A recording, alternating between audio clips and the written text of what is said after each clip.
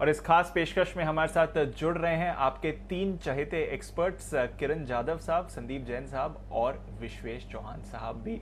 और रोज तो हम मार्केट्स की इनके साथ चर्चा करते ही हैं, बट ये स्पोर्ट्स प्रेमी भी हैं, तो इस बार मार्केट्स और फुटबॉल का मिश्रण, इस पर हम करने वाले हैं चर्चा किरण जी, संदीप जैन साहब और विश्वेश जी के साथ। और काफ़ी सारी चीज़ें हैं जो स्पोर्ट्स हमें सिखा सकते हैं, जो मार्केट्स पे भी लागू होती हैं। स्पेशली अगर आप फुटबॉल की बात करें तो ऐसे कई सारे सटीक निवेश के मंत्र हैं। अगर आप फुटबॉल के गेम को ऑब्जर्व करें तो उससे भी सीखा जा सकता है। एक वैश्विक खेल है, सबसे popular sport world wide football उस श्रेणी में आता है। हर देश की एक फुटबॉल टीम है और काफ़ी क्लोजली फॉलो किया जाता है।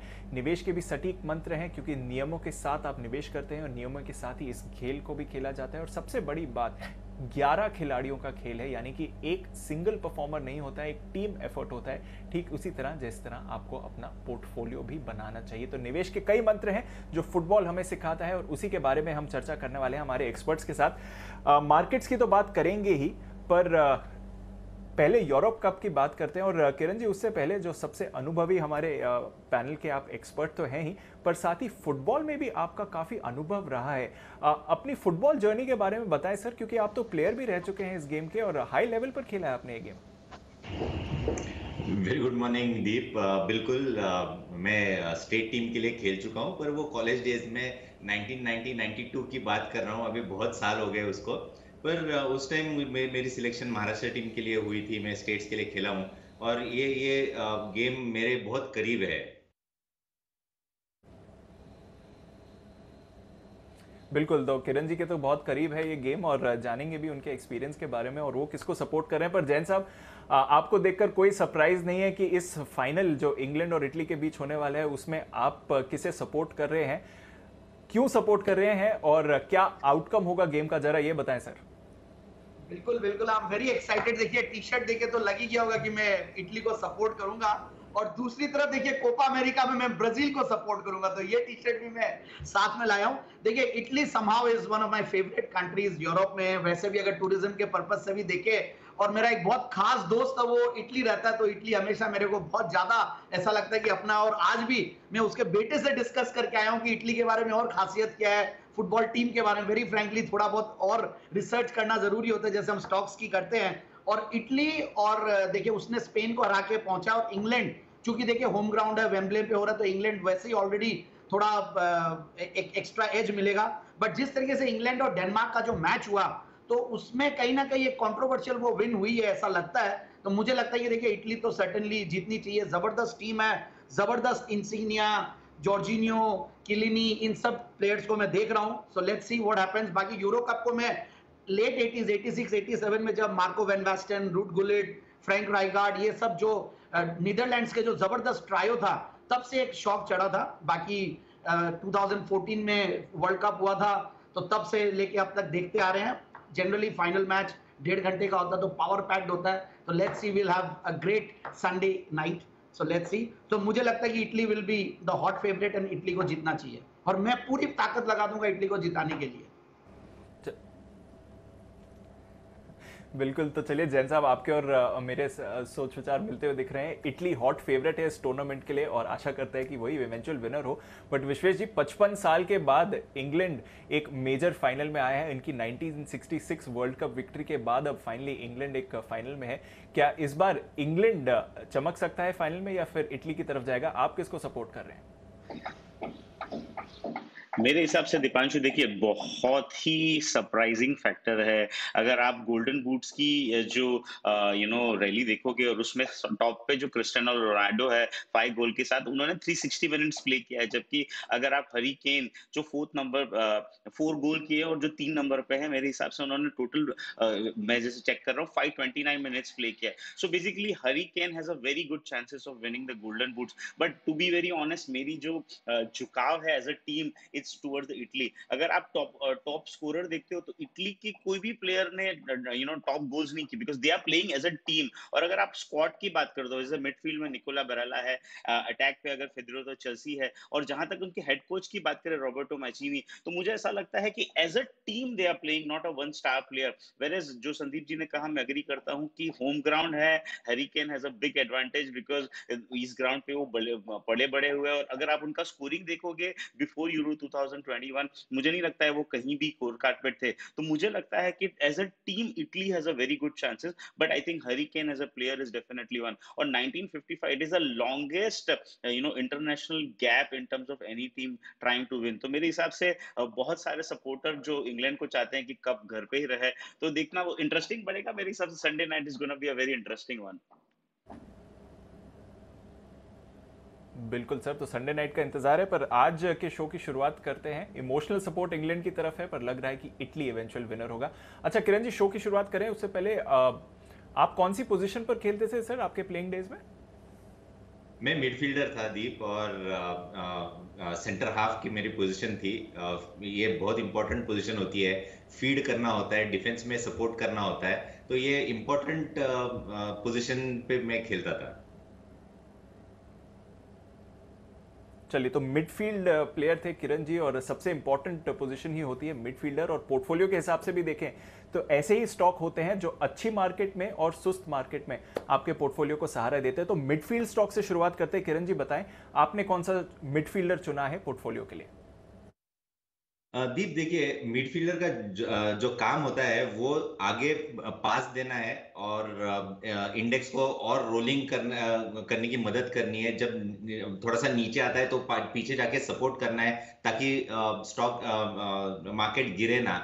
तो इस तरीके का जो काउंटर है जो मैंने चुना है वो आईसीआईसीआई बैंक। देखिए, जब मार्केट नीचे आता है, जो सपोर्ट देता है वो एचडीएफसी बैंक, आईसीआईसीआई बैंक को। अगर चार्ट पे देखते हैं तो मुझे आईसीआईसीआई बैंक का चार्ट काफी स्ट्रांग देखने को मिल रहा है, इसलिए मैंने आईसीआईसीआई बैंक का नाम लिया है, इसको चुना है मिडफील्डर के तौर पे। मुझे लगता है कि आईसीआईसीआई बैंक करंट लेवल से थोड़ा सा नीचे अगर आता है तो बिल्कुल बाय करके चलना चाहिए। मेरा 6 से 8 महीने का टारगेट लगभग 800 का रहेगा, तो इधर से काफी बड़ी अपसाइड आपको आईसीआईसीआई बैंक में मिलती नजर आ जानी चाहिए। चलिए, तो 800 के टारगेट के लिए मिडफील्डर है किरण जी का आईसीआईसीआई बैंक। विश्वेश जी, आपका मिडफील्डर? दीपांशु, मैं अपनी स्कूल की टीम का कैप्टन था फुटबॉल का, और मैं फॉरवर्ड से अटैकिंग फील्ड में हमेशा करता था, और मैं स्ट्राइकर रहता था। बट अगर जैसे किरण जी ने कहा, मिडफील्डर वही होता है जो बेसिकली आगे जाके स्ट्राइकर को हेल्प करता है, और जो जब बॉल आगे आता है तो उसको वापस रिटर्न करता है। तो basically metal as a sector मुझे ऐसा लग रहा है कि मिडफील्डर की तरह है अभी फिलहाल। सारे मेटल स्टॉक बॉटम से टर्न हुए हैं, बहुत बड़ा साइकिल अप आ रहा है, और मुझे लगता है that sector is gonna turn out as a very very stellar performer in a coming week. So मैंने जो मिडफील्ड स्टॉक चुना है वो है जीएमडीसी, करीबन 68 के आसपास चल रहा है। मेरा ये मानना है अगर 64 आता है तो भी खरीदना चाहिए। अगर स्टॉक की बात करें दीपांशु, तो जिस हिसाब से स्टॉक का वैल्यूएशन है, काफी सस्ता वैल्यूएशन है, महज 6 के पी पे मिल रहा है, तो which is in my opinion very very cheap. और दूसरी चीज, अगर आप देखते हो कि मार्केट कैप खाली 2200 करोड़ का है, तो मुझे ऐसा लग रहा है कि यहाँ से stock has a very good chances of going higher. 127 का मार्केट वैल्यू है comparatively to the current market price, तो 127 का book value current to market price which is only about 68 rupees, तो मुझे लगता है मार्जिन ऑफ सेफ्टी भी है। तो जीएमडीसी खरीदना है यहाँ पे दीपांशु। 3 से 6 महीने का अगर व्यू रखेंगे तो मेरे 80 और 95 के टारगेट है for a GMDC in coming 3 to 6 months। चलिए, तो मेटल स्पेस से जीएमडीसी एक बढ़िया मिडफील्डर हो सकता है। जैन साहब, आपका मिडफील्डर कौन सा रहेगा सर? बिल्कुल, जैसे जॉर्जिनियो है इटली का मिडफील्डर, और जबरदस्त एक प्लेयर है जो कूलेस्ट और कामेस्ट प्लेयर है, और जो कि फाइनल्स में आने के लिए इटली को बहुत जबरदस्त हेल्प की है। तो वैसा ही एक स्टॉक है सीमेंट सेक्टर। मुझे लगता है मिडफील्डर जो है वो मजबूती देता है कहीं ना कहीं टीम को। और देखिए, हाइडलबर्ग सीमेंट एक बेहतरीन क्वालिटी कंपनी, जो कि मैंने जेम में भी रेकमेंड किया है, जेन साहब के जेम्स में, और पोर्टफोलियो को भी मजबूती देगा। सीमेंट मजबूती का प्रतीक है। तो मुझे लगता है कि देखिए, इस स्टॉक को बिल्कुल लेना चाहिए। एक क्वालिटी कंपनी है, एमएनसी कंपनी है, और फंडामेंटल्स बहुत मजबूत है, और ज्यादा उछल कूद नहीं करते ये स्टॉक। कंसिस्टेंटली अपना धीरे धीरे परफॉर्म करते रहता है। Quarterly results were very excellent. मतलब मार्च का अगर क्वार्टरली रिजल्ट देखें तो देवर एस्टोनिशिंग, मतलब 66 करोड़ के सामने 140 करोड़ का पैट था। So I am very very bullish on the stock, बिल्कुल लेना चाहिए इस स्टॉक को, और आराम से जो टारगेट्स है वो करीब 290-300 का लगाना चाहिए आने वाले 6 से 9 महीने के लिए। ओके, तो हाइडेलबर्ग सीमेंट, जीएमडीसी और आईसीआईसीआई बैंक, ये हैं आपके लिए 3 मिडफील्ड स्टॉक्स।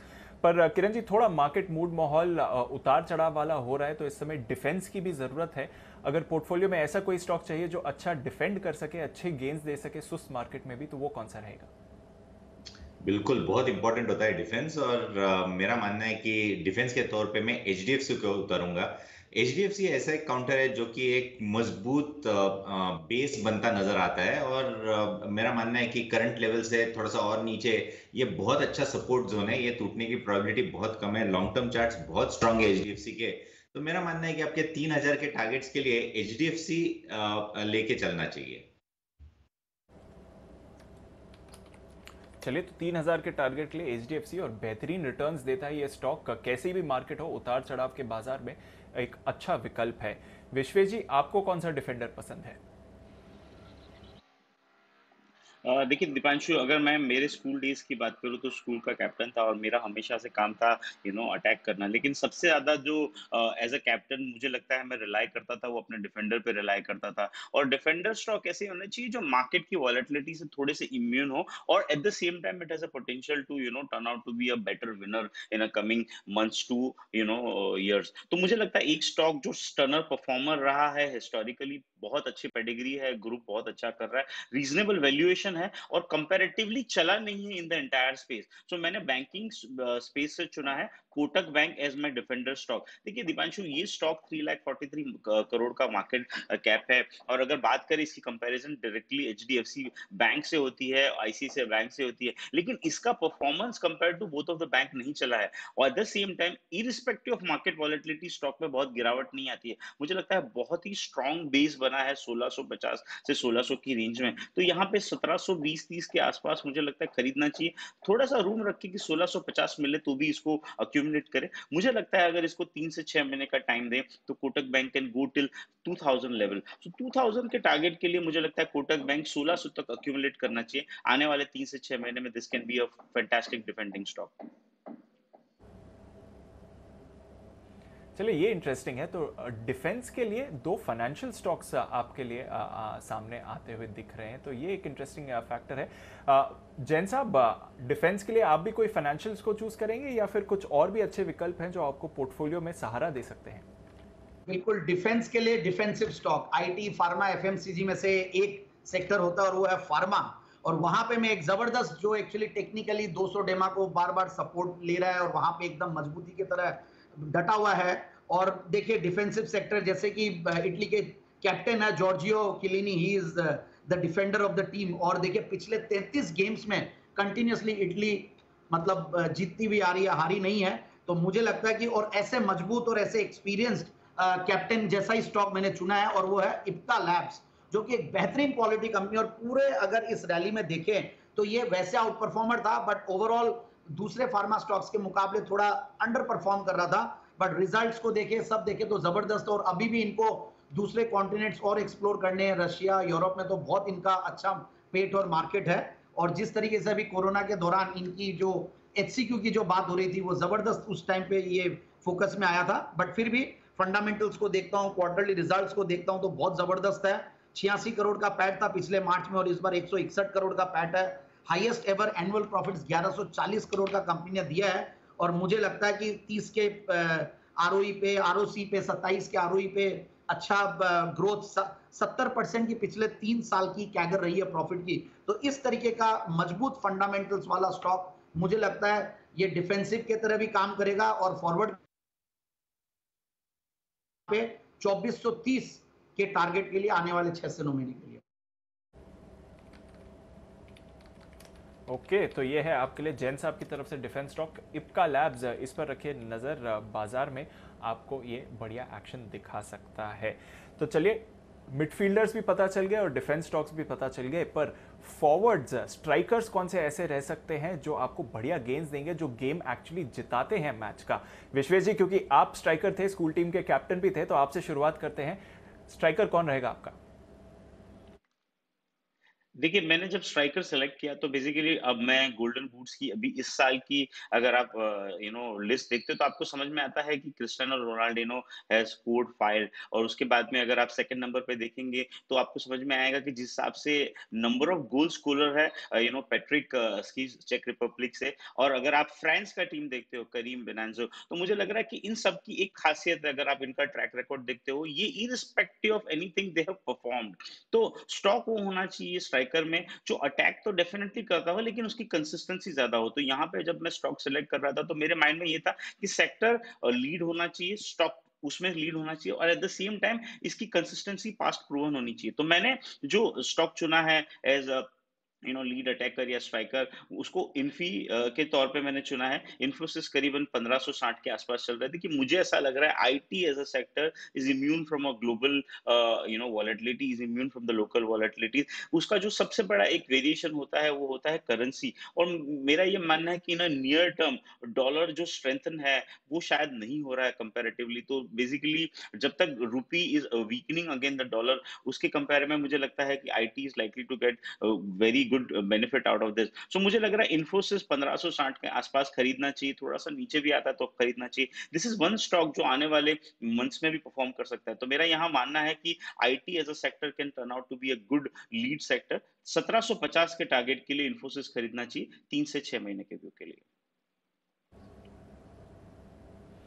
ओके तो अग्रेसिव गेन्स आ सकती हैं हालांकि बड़ा स्टॉक है और यूजुअली डिफेंसिव माना जाता है बट विश्वेश जी की तरफ से ये आपका स्ट्राइकर बनने की क्षमता रखेगा इन्फोसिस पर रखनी है नजर जैन साहब आप किसके साथ अटैक करना चाहेंगे मैं अटैक करूंगा आंध्रा शुगर देखिए शुगर और केमिकल्स दोनों एकदम जबरदस्त लाइमलाइट में और जबरदस्त परफॉर्मर है ये दोनों सेक्टर और आंध्रा शुगर देखिए नाम शुगर है बट कॉस्टिक सोडा का भी बहुत बड़ा प्लेयर है और जबरदस्त फंडामेंटल्स वाली कंपनी है जबरदस्त पेडिग्री है बहुत पुरानी कंपनी है और जो मैं लॉरेंजो की अगर बात कर लॉरेंजो इंसिग्निया जो कि फॉरवर्ड प्लेयर है जो कि बहुत मजबूत प्लेयर है उससे मैं कंपेयर कर रहा था इस स्टॉक को भी तो मुझे जबरदस्त स्टेमिना लगता है इस स्टॉक में और यहां से 10 के पी मल्टीपल वाला स्टॉक 3.4% मतलब 3.63% का डिविडेंड यील्ड 15-16% का ROC almost zero debt company 24-25% का पिछले 5 साल का प्रॉफिट का कैगर तो सारी मजबूती दिख रही है मुझे बिल्कुल इस स्टॉक को लेना चाहिए और ये स्टॉक भी मैंने जेन साहब के जेम्स में इसको रेकमेंड किया हुआ है बहुत जबरदस्त परफॉर्म किया और वापस से ऊपर के लेवल से थोड़ा सा करेक्शन देखा हूं तो मुझे लगता है कि इन टाइप के मार्केट्स में ऐसे टाइप के स्टॉक्स को उतारना बहुत जरूरी है तो 670 का टारगेट 3 से 6 महीने की अवधि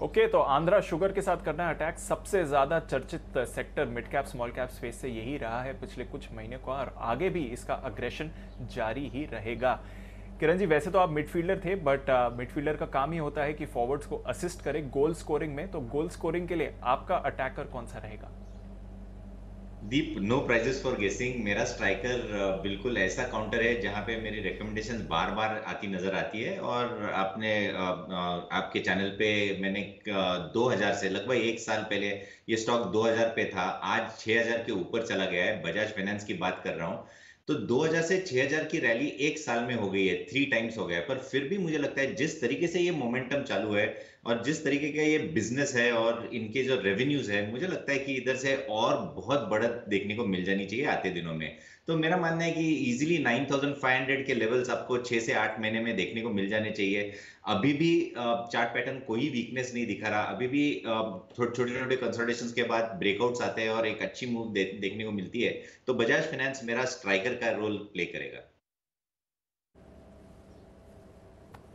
ओके तो बजाज फाइनेंस बढ़िया मोमेंटम रहा है अपडेट इनकी तरफ से जो आया है वो भी काफ़ी मजबूत था Q1 का और किरण जी इसके साथ ही अटैक करना चाहेंगे तो 9 बेहतरीन पिक्स हमारे एक्सपर्ट्स ने आपके लिए दे दी हैं एक बार जल्दी से इसका रिकैप ले लेते हैं किरण जी की पिक से शुरुआत करते हैं क्योंकि सबसे ज़्यादा एक्सपीरियंस रहा है उनका फुटबॉल के साथ और हाई लेवल पर उन्होंने खेला भी है अगर आप अटैक करना चाह रहे हैं तो किरण जी को पसंद है बजाज फाइनेंस 9,500 के टारगेट के लिए बजाज फाइनेंस की बात कर रहे हैं साथ ही किरण जी को पसंद है मिडफील्ड के लिए आईसीआईसीआई बैंक और डिफेंस में एचडीएफसी बैंक तो 3 फाइनेंशियल स्टॉक्स हैं किरण जी के जो पोर्टफोलियो में आपको बेहतरीन रिटर्न्स दे सकते हैं आईसीआईसीआई बैंक एचडीएफसी लिमिटेड और बजाज फाइनेंस विश्वेश जी की बात करें तो जीएमडीसी उनका मिडफील्ड पिक रहेगा। कोटक बैंक एक बढ़िया डिफेंडर है और फॉरवर्ड के तौर पर अगर आप विश्वेश जी की पिक आते हुए देखें तो ये काफ़ी इंटरेस्टिंग आ रही है इस समय।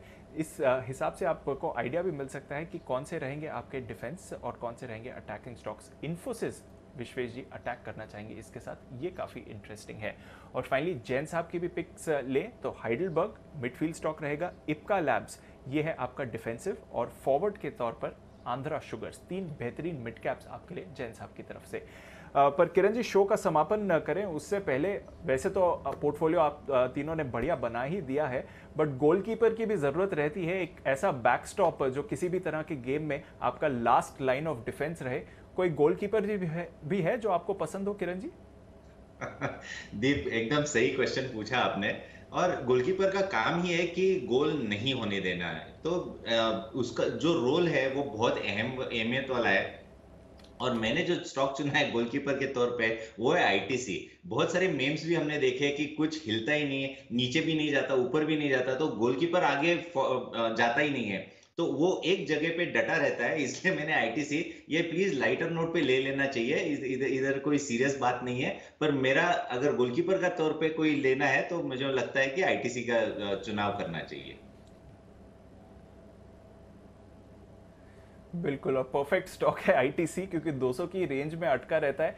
जैन साहब, गोलकीपर के लिए आईटीसी चुनना चाहिए ना सर? ना 200 के ऊपर जाएगा ना 200 के नीचे, ठीक इसी तरह गोलकीपर अपने डी में ही रहता है। बिल्कुल, वो कार की वो मीम याद आ रही है, दोनों तरफ कार आगे पीछे भी नहीं हिल पा रही है, तो वैसा ही है। बट देखिए आईटीसी पे कितने मीम्स बने, जितने मीम्स बनते हैं मैं उतना खुश होता हूँ। मेरा फेवरेट स्टॉक है आईटीसी। और दूसरा जो किरण जी का एचडीएफसी था, जो कि मेरा ऑल टाइम फेवरेट है। मुझे ऐसा लगता है कि इससे बढ़िया कंपनी इंडिया में कोई बन नहीं सकती थी, और वो कंपनी को मैं रिकमेंडेड, ऑलवेज रिकमेंडेड है।